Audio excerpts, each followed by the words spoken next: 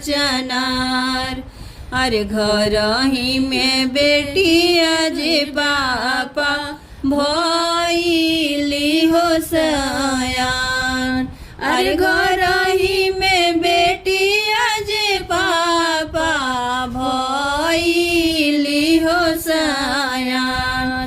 कुरा खेते फुलावा हो फुलावा भइले हो कचनार।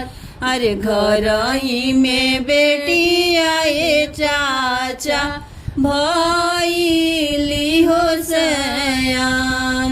अरे घर ही में बेटिया जे पाचा भइली हो सयान।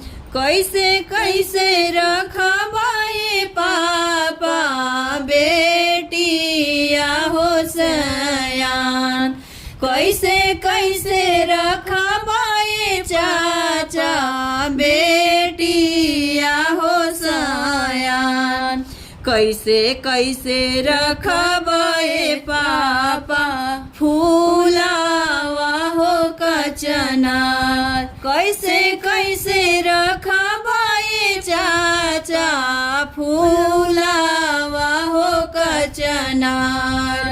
अरे कैसे कैसे रखबाए चाचा बेटिया हो सयान। छिटी रखबाए बेटी फूलावा हो कचनार। पानी छिटी रखबाए बेटी फूलावा हो कचनार। ढापी रखबाए बेटी बेटिया हो सयान। अरे पानी छिटी रखबाए बेटी फूलावा हो कचनार। अरे फाटक ढापी रखबाए बेटी बेटिया हो सयान।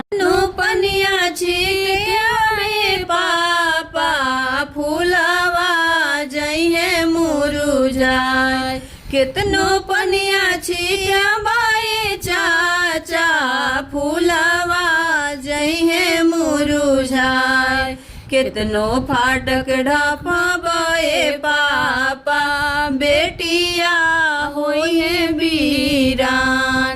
कितनो फाटक रखबाए चाचा बेटिया होइहे वीरान।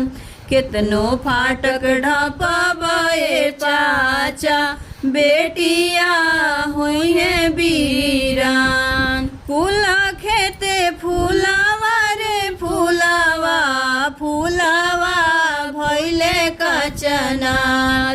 कुरा खेते फूलावा हो फूलावा फूलावा भइले कचनार। घर हिंगे बहिनिए भैया भइली हो सयान। अरे घर ही में बहिनिए भैया भइली हो सयान। से कैसे रखबाए भैया फूलावा हो कचनार।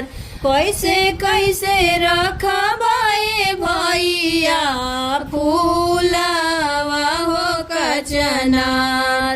अरे कैसे में रखबाए भैया बहिनी हो सयान।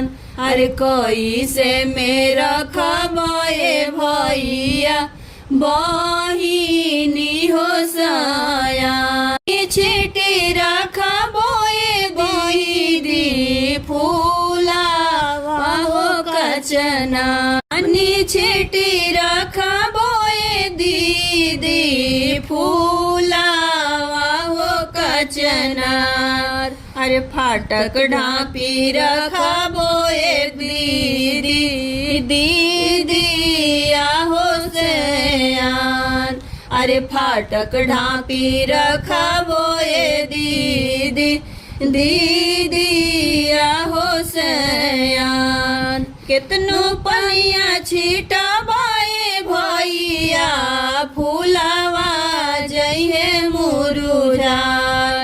केतनो